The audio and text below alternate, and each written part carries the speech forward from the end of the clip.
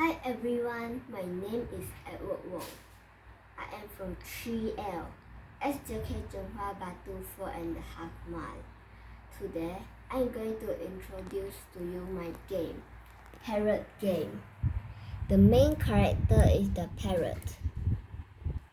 Now let me show you what I use for the tools. I use a potentiometer, 2 LED lights to show that you are touching the good things or the bad things. Now, let me show you the program.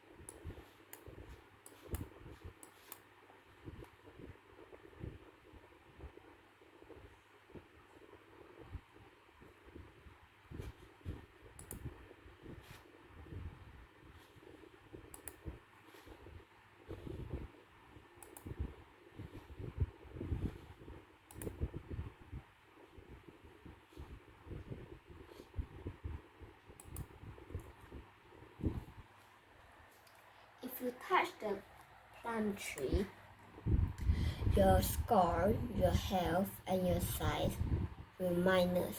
If you touch the fireball and the rock, your score, health, and size will minus 2, and the light will turn red.